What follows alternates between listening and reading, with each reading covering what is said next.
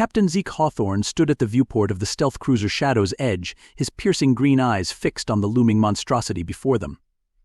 The Vrexian warship Deathbringer hung in the void like a malevolent space kraken, its tentacle-like protrusions bristling with energy weapons capable of vaporizing entire cities. Quite a sight, Lieutenant Caspian Reed sidled up beside him, running a hand through his shock of red hair. Makes you wonder why we signed up for this suicide mission. Zeke allowed himself a wry smile. Because we're the best, Cass. And because if we don't stop that thing, there won't be any colonies left to defend. The door to the bridge hissed open, admitting the rest of Zeke's elite squad. Sergeant Talon Frost, their close-quarters combat specialist, nodded grimly as he took his place at the tactical station. His ebony skin gleamed under the dim lights, a stark contrast to the shock-white hair that had earned him his nickname. Corporal Flint Steele, the team's tech wizard, was already plugged into the ship's systems, his cybernetic implants glowing a soft blue as he interfaced with the Shadow's edge as AI. Captain, I've analyzed the Vrexian ship's energy signatures. There's a weak spot in their shields near what appears to be an auxiliary hangar. If we time it right, we might be able to slip through undetected. The final member of their 5-man team, Private Axel Blaze, nervously fingered the plasma rifle slung across his chest. The youngest of the group, he had yet to see real combat against the Vrexians. So what's the plan, sir? We just knock on their door and ask to come in. Zeke turned to face his men, his expression hardening into the mask of determination that had seen them through countless impossible missions. Not quite rookie. We're going to use their own arrogance against them. He gestured to the holographic display at the center of the bridge. The Vrexians believe their technology is so superior that no other species could possibly infiltrate their systems. But they've never faced anything like us before. Caspian grinned, catching on. We're going to Trojan horse our way in, aren't we? Exactly, Zeke confirmed. Flint, you're going to create a false energy signature that'll make us look like one of their own scout ships returning from patrol. Once we're inside their hangar, we'll have approximately 3 minutes before their internal scans detect the discrepancy. Talon cracked his knuckles. 3 minutes is all we need to turn that ship into a scrapyard. Zeke nodded. Our primary objective is to reach the central control node and upload the virus that'll shut down their weapons and propulsion. Secondary objective is to gather any intel we can on their future plans, and if we happen to blow up a few critical systems on our way out. He shrugged. Well, that's just a bonus. As the team made their final preparations, Zeke couldn't help but marvel at the strange turns his life had taken. 10 years ago, he'd been a small-town kid with dreams of seeing the stars. Now, he was about to lead Earth's finest soldiers into the belly of the beast that threatened all of humanity. The Shadow's edge glided silently through space, its stealth systems rendering it nearly invisible to the Vrexian sensors. As they approached the massive warship, Flint's fingers danced across his holographic interface, weaving a complex web of false data that would fool the alien defenses. Initiating docking sequence, Caspian announced, his usual joviality replaced by laser-sharp focus, crossing fingers that these overgrown squids buy our little act. For a heart-stopping moment, it seemed as though their ruse had failed. The Deathbringer's weapon ports began to glow with gathering energy. Then, miraculously, they powered down, and a massive hangar door slid open to admit them. I'll be damned, Talon muttered. It actually worked. Zeke allowed himself a small smile. Don't celebrate yet. The hard part's just beginning. Gear up and prepare to deploy. Remember, we move fast and we hit hard. No mercy for these bastards. As the Shadow's edge touched down in the alien hangar, the 5 men donned their advanced combat suits. The sleek, matte black armor was a marvel of human engineering, incorporating adaptive camouflage, strength enhancers, and a neural interface that allowed for split-second reactions. Comms check, Zeke ordered as they gathered at the airlock. One by one, his team sounded off, their voices clear in his earpiece, despite the electromagnetic interference that permeated the Vrexian ship. Weapons hot. Safety's off, he continued. We've got one shot at this, gentlemen. Let's make it count. The airlock hissed open, and Operation Stardust began in earnest. The first few Vrexian guards never stood a chance. Talon moved like a ghost, his vibroblade slicing through alien exoskeletons with terrifying efficiency. Axel proved his worth, his plasma rifle spitting silent death at any target foolish enough to present itself. they encountered heavier resistance as they pushed deeper into the ship. The Vrexians, 8-limbed monstrosities with clusters of compound eyes and chitinous armor, fought with the desperation of a species that had never tasted defeat. Flint, status on that virus, Zeke barked as he ducked behind a bulkhead, narrowly avoiding a spray of corrosive fluid from a Vrexian bioweapon. Almost there, Cap Flint's voice was strained as he divided his attention between hacking alien systems and providing covering fire. Their encryption is like nothing I've ever seen. It's adapting faster than I can crack it. Caspian laughed, the sound somehow cheerful, even as he lobbed a plasma grenade into a group of advancing Vrexians. Hear that, boys? The tech geek is challenged for once. Less chatter, more shooting, Talon growled, emerging from the shadows to impale 2 Vrexians with a single thrust of his blade. They fought their way through twisting corridors that seemed to defy human understanding of spatial geometry. The ship's internal structure was constantly shifting, rearranging itself to try and trap the intruders. But for every obstacle the Vrexians threw in their path, the human soldiers found a way through.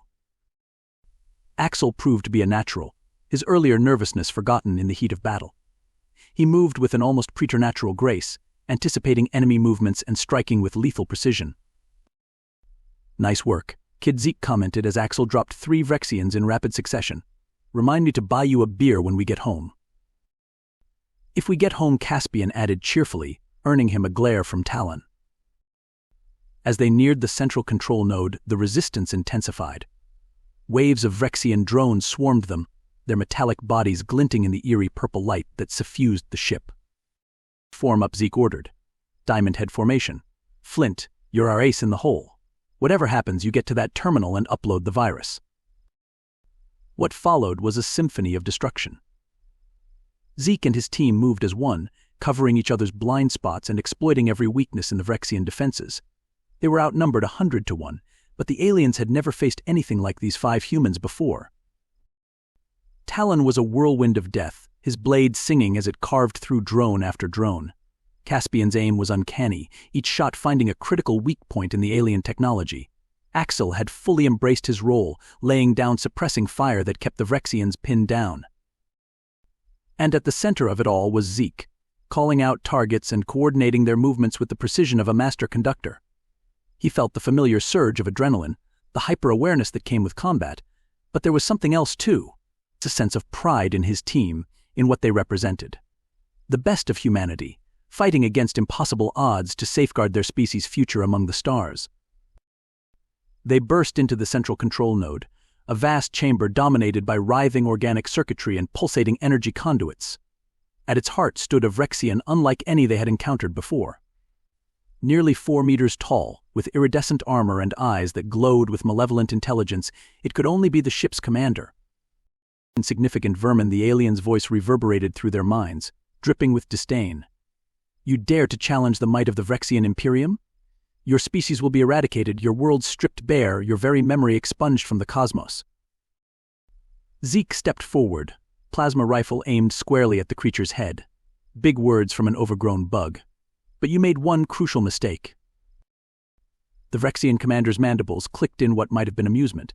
And what, pray tell, was that? You pissed off humanity. What followed was a battle that would be spoken of in hushed whispers for generations to come. The Vrexian commander was a force of nature, its multiple limbs wielding energy weapons that could reduce a man to atoms in an instant.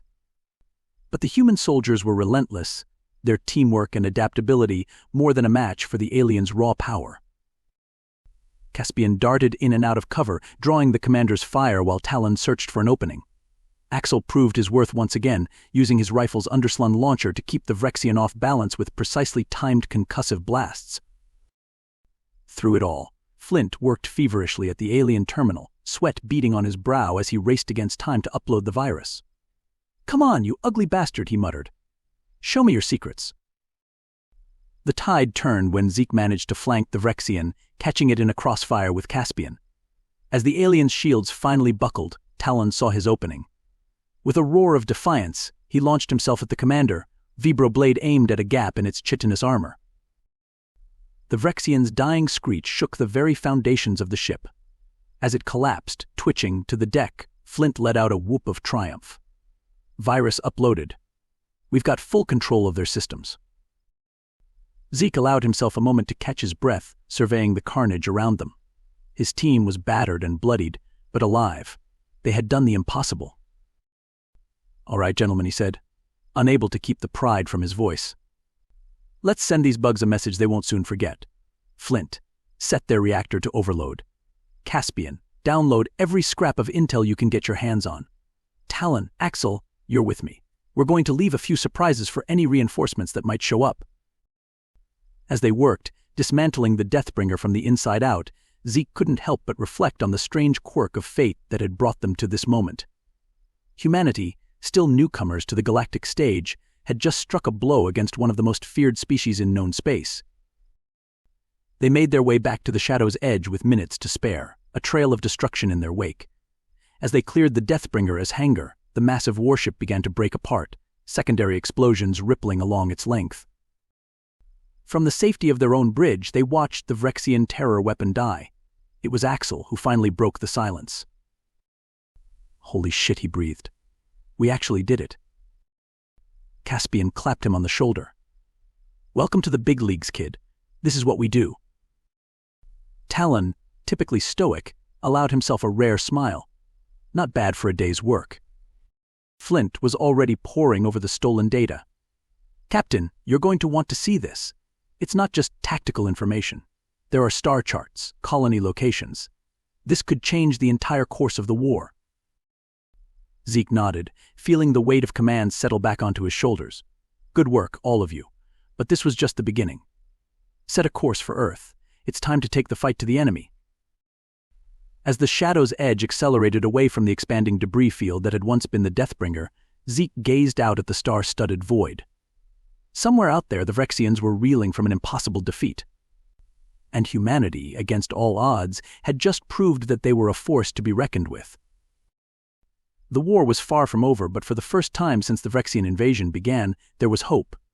And as long as there were soldiers like Zeke and his team willing to stand against the darkness, humanity's light would never be extinguished.